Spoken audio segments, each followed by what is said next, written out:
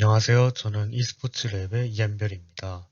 저는 카이플레이 2018에 발표된 Real-Time Dashboards to Support Esports Spectating이라는 논문에 대해서 발표하려고 합니다. e스포츠에 있어서 게임 스트리밍은 상당히 인기 있는 미디어 컨텐츠입니다. 팬들은 방송을 보며 자신이 좋아하는 팀을 응원하거나 게임을 직접 플레이하는 플레이어들은 프로 선수들의 게임 플레이를 보며 자신의 퍼포먼스를 향상시키기 위해 시청하기도 합니다. e스포츠 스트리밍의 인기가 점차 많아지자 게임 리서치 커뮤니티에선 복잡하고 페이스가 빠르다는 특징이 있는 e스포츠에서 점차 관중들에게 긍정적인 경험을 위해 어떻게 할 수 있을까에 대해 연구하기 시작했습니다. 게임 내에서 발생하는 인게임 데이터를 시각화해서 보여준다면 게임 개발자, 플레이어, 게임 커뮤니티에 이로운 점이 있다는 이전 논문들을 토대로 저자는 밑에 사진들과 같이 대시보드를 만들어 보기로 했습니다. 이것과 시청자들이 어떻게 상호작용하는지를 분석하여 시청자들의 요구사항, 경험에 있어서의 효과, 인사이트 제너레이션에 대해 이해해보려 합니다. 저자는 대시보드를 설계함에 있어서 고려해야 할 레이셔네일들에 대해 얘기하고 설문조사를 통해 어떤 정보가 들어가야 할지에 대해서 알아봅니다. 그리고 대시보드를 설계하고 참가자들에게 보여주어 실험을 진행한 다음 세만틱 아날리시스를 통해 평가합니다. 그리고 그 내용을 토대로 대시보드를 어떻게 설계하면 좋을지 개선점을 얘기하고 디스커션과 리미테이션으로 마무리했습니다. 사용된 게임은 LOL과 CSGO인데 잘 모르는 분이 계실까봐 간단하게 설명드리면 LOL은 모바 장르의 게임이고 10명의 플레이어가 두 팀으로 나뉘어 자신의 챔피언을 조작하여 상대와 싸우며 성장시키고 상대의 넥서스라는 제일 중요한 건물을 파괴시키면 이기는 게임입니다. CSGO는 FPS 장르의 게임으로 여러 플레이어가 두 팀으로 나뉘어 캐릭터를 조작하여 총으로 상대를 죽이면 이기는 게임입니다. 라운드마다 사용할 수 있는 돈이 존재하여 어떤 총을 어떤 라운드에 사는지가 전략적인 요소에 포함됩니다. 대시보드를 디자인함에 있어서 다음과 같은 사항들을 고려했다고 합니다. 템포럴 유세이지는 지속적인 상태에 관한 정보, 그리고 특정 이벤트 동안의 정보를 모두 제공해야 한다는 얘기입니다. 비주얼 컴플렉시티는 시청자들은 스펙테이팅 시 시각적 이미지 말고도 텍스처럴 포맷으로 정보가 제공됩니다. 근데 게이머는 스페셜 그리고 비주얼 리터레시의 능력이 더 좋아서 더 많은 정보를 제공받을 수 있다는 얘기입니다. 이머전 인티그레이션은 방송에서 인포메이션을 오버레이하는 것처럼 사이드바 대시보드를 사용했다는 얘기입니다. 어디언스 앤 프라이머리 퍼포스는 타겟 유저는 스펙테이터이고 대시보드가 그들에게 어떤 영향을 주고 그들이 이것을 어떻게 사용했는지 알아보기 위함이 목적입니다. 대시보드를 제작할 때 도움을 받기 위해 시청자들에게 설문을 하여 몇 가지를 물어봤습니다. 첫 번째는 시청하는 동안 그들이 제공받았으면 하는 정보에 대해 물어봤습니다. 특히 승패와 연관되는 중요할 것 같은 정보들이 어떤 것인지를 중점적으로 물어보았습니다. 롤에서는 골드차, 동선 등이 중요한 답변이었고, CSGO에선 사용한 돈과 누가 어디서 킬하고 죽었는지에 관한 맵 비주얼라이제이션이 주로 언급되었습니다. 그리고 시청하는 목적에 대해서도 물어봤는데, 시청하는 목적은 플레이어로서 자신의 실력을 향상시키기 위해 배우려고 시청한다는 것과 그저 즐기기 위한 시청자로서 잘하는 사람들의 플레이를 보고 즐기거나 좋아하는 팀을 응원하기 위해 시청한다는 것이 있었습니다. 우선 저자는 정보의 컴플렉시티는 중간 단계로 하여 너무 쉽게 알 수 있는 정보만을 전달하지는 않도록 하지만 동시에 커그니티브 로드는 낮게 하는 것을 목표로 했습니다. 롤의 대시보드에 대해서는 크게 세 가지 정보를 제공하는데 전체적인 시간에 따른 골드의 격차, 상대에게 가한 데미지, 그리고 버너러빌리티라고 하여 현재 체력과 방어력 같은 정보를 제공하여 얼마나 상대에게 취약한 상태인지를 알려줍니다. 그리고 CSGO의 대시보드에서는 6가지 정보를 제공하는데 라운드별로 어떤 팀이 이겼는지, 돈이 얼마나 있고 얼마나 썼는지, 그리고 플레이어들의 KDA와 킬과 데스 같은 이벤트가 발생한 위치를 기록해 놓은 맵, 그리고 라운드별 가한 데미지 정보를 제공합니다. 18명의 실험 참가자와 질적 평가를 했습니다. 롤은 10명, CSGO는 8명이고 전부 남성이었습니다. 이들은 e스포츠 관중으로서 전부 평균 이상의 경험이 있다고 답했습니다. 이들이 대시보드에 익숙해지도록 시간을 준 뒤 각각의 게임 영상 클립을 보여주고 세미 스트럭처럴드 인터뷰를 진행했습니다. 스트럭처럴드 인터뷰는 방향을 틀 수 없는 정해진 질문이 존재하는 반면 세미 스트럭처럴드 인터뷰는 질문은 존재하지만 답변에 따라 새로운 방향으로 인터뷰를 진행할 수 있는 것입니다. 이 인터뷰 내용으로 세마틱 아널리시스를 진행했는데 이것은 질적인 데이터에서 의미 있는 데이터를 식별하고 분석하는 분석 방법 중 하나입니다. 이들은 스펙테이팅 경험과 경기를 보며 얻은 대시보드의 유용성에 관한 인사이트에 대해 인터뷰하였습니다. 또한 아이 트래커를 사용하여 어떻게 대시보드와 상호작용했는지도 분석하였습니다. 세마틱 아날리시스의 결과로 총 6가지 주제가 나왔습니다. 제일 많이 언급된 주제는 대시보드가 스펙테이터 익스피리언스에 미친 영향인데 긍정적이고 부정적인 내용이 모두 포함되어 있습니다. 긍정적인 내용은 방송에서 제공한 것 이외에 추가적인 정보가 제공된다는 것입니다.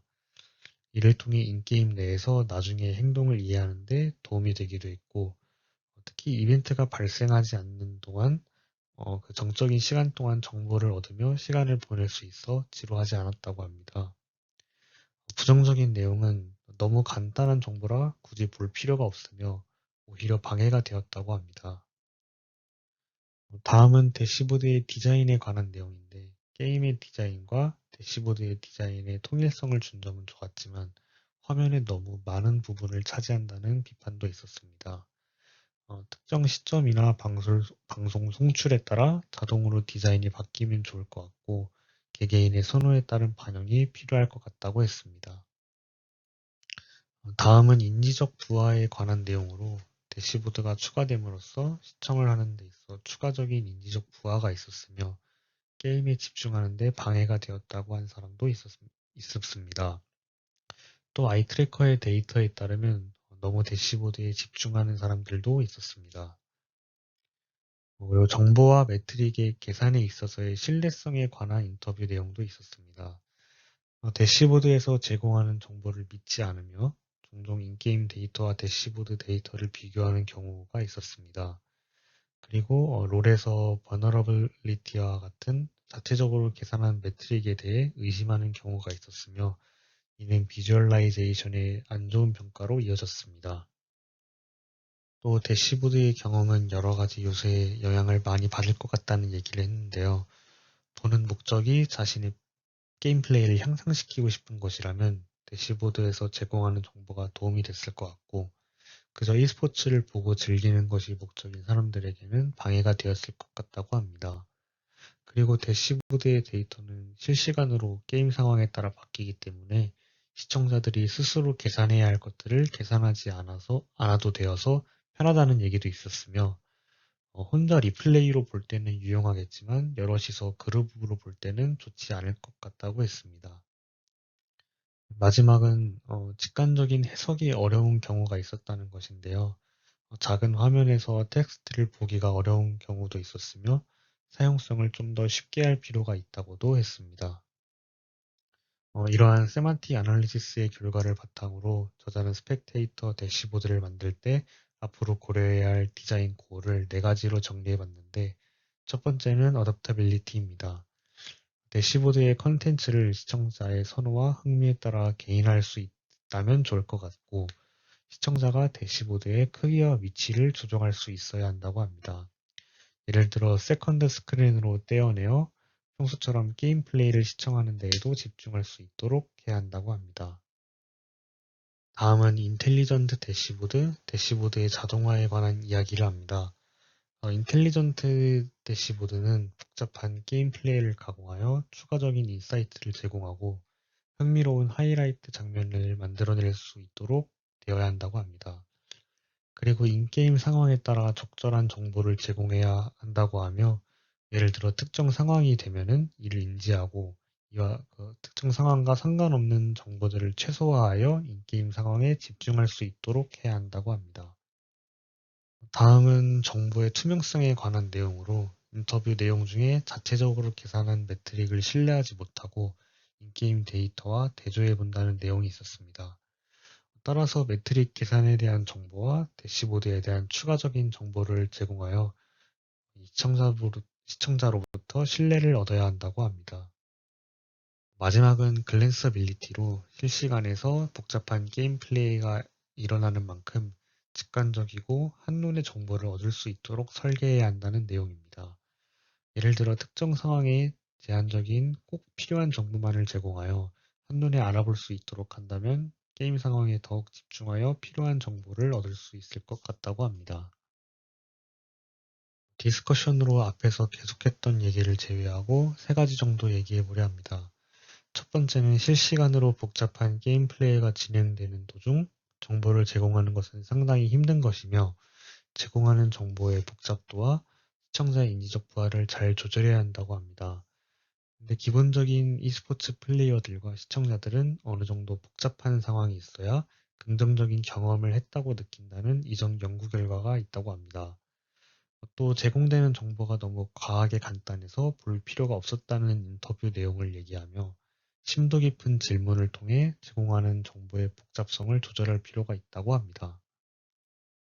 그리고 다른 분야의 연구에 있어서는 시각화에 있어서 추상도의 수준을 낮추어야 보는 이들을 쉽게 이해시킬 수 있다는 말이 있고 전문가만이 이해 가능한 지식을 기반으로 시청자를 이해시키려 하면 안 된다고 합니다. 하지만 e스포츠에서는 데이터의 시각화를 경험하는 시청자들은 어느 정도 숙련된 플레이어일 가능성이 많기 때문에 전문가의 수준에 맞는 시각화를 만들어낼 필요가 있다고 합니다. 그리고 자신들이 시도한 게임 플레이 시청을 돕는 데이터 시각화 툴 이외에도 여러 가지 데이터 시각화가 e스포츠에서 가능할 것 같다고 합니다. 예를 들어 라이브 방송 세팅을 돕는다거나 플레이어를 위한 퍼포먼스 분석을 돕는 툴 같은 것들이 가능할 것 같다고 합니다. 투자는 한계점으로 몇 가지 얘기를 했는데 인터뷰에 참여한 사람의 수가 적었으며 전부 남자라는 것이 하나의 한계점이고 FPS와 모바 장르 이외에 추가적인 장르나 게임에 대해서도 실험을 해볼 필요가 있다고 합니다. 그리고 참가자들은 실험 도중 대시보드를 어떻게 사용하는지 배울 필요가 있다고 인터뷰했습니다. 참가자들은 이 때문에 과도하게 대시보드에 집중했고 이것이 연구 결과에 영향을 미쳤을 것이라고 합니다. 네, 이것으로 발표를 마치겠습니다. 감사합니다.